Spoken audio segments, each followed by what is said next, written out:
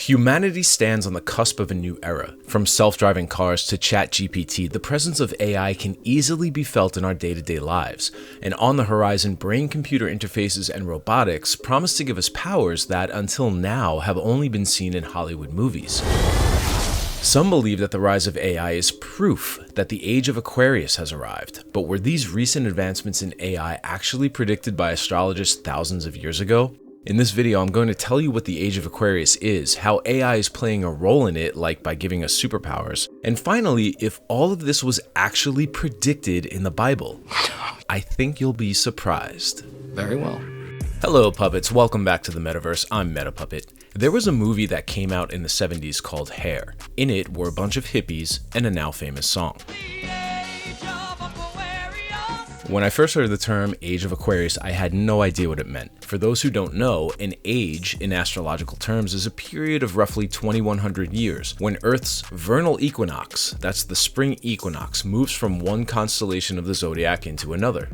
Many astrologers believe that each age influences humanity and that the events of each 2100-year period sums up the theme of its designated sign. For example, if you're a Taurus, your symbol is the bull. The age of Taurus was from roughly 4200 BC to 2100 BC. During that time, innovations in agriculture led to the development of super societies like ancient Egypt, Greece, and India. Next came the Age of Aries, symbolized by the ram.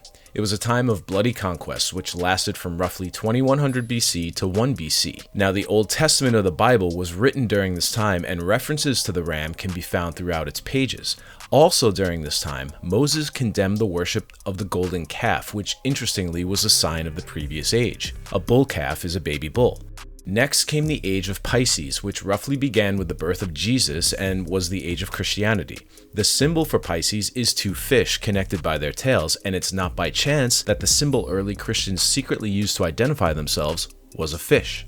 Jesus referred to his earliest disciples as fishers of men, and after his crucifixion, he himself was described as the sacrificial lamb who died for our sins. A lamb is a baby ram, or sheep.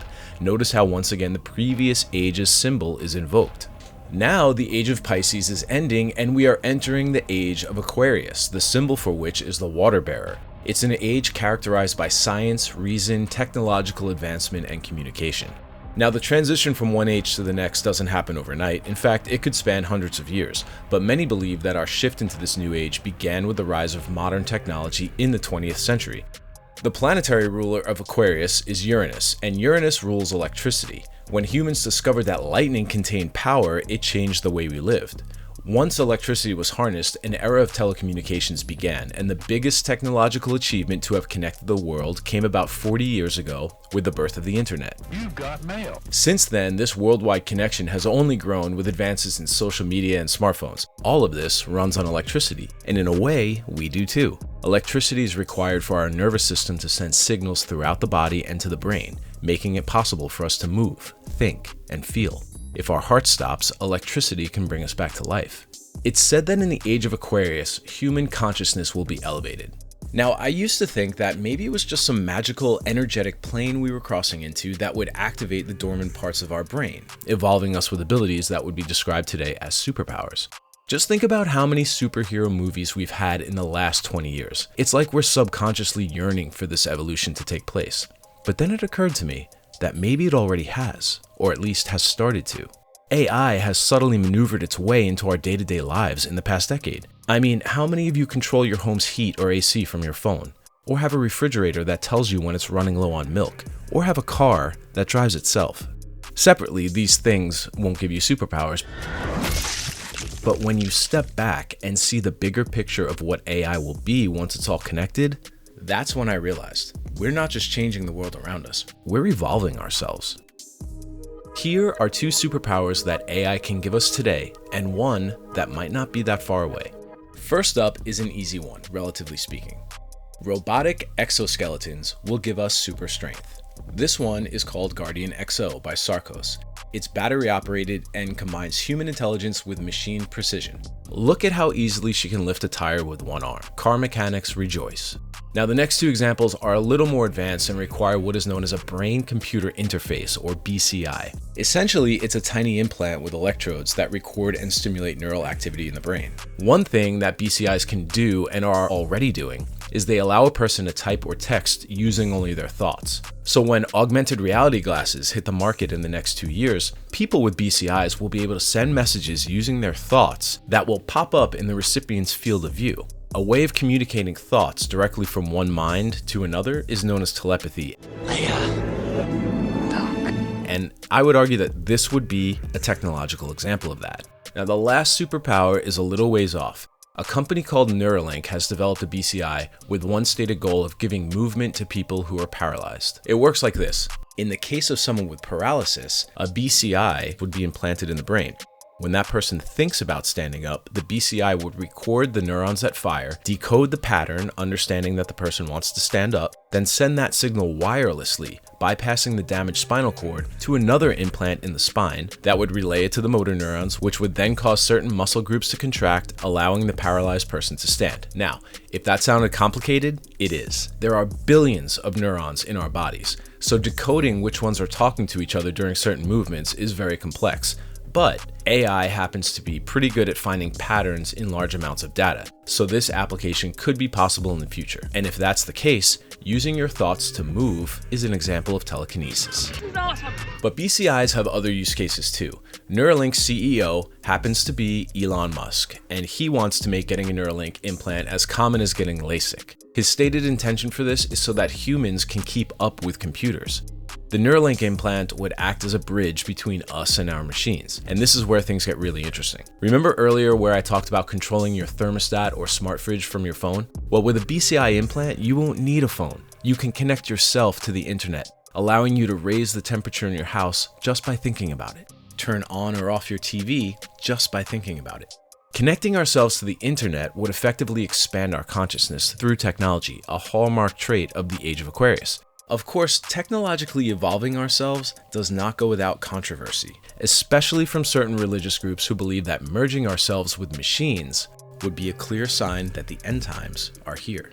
Greg! It's too late for you! You're already in the hole! If you find this interesting, consider subscribing to the channel and give a like to this video. Now for the fun part. The final book in the New Testament of the Bible is called Revelation, and in it are some apocalyptic visions. Now, a lot of Christians believe that this is happening now. They point to increases in natural disasters, war, and a pandemic as proof. And they might be right, but hear me out because it's not in the way you might think.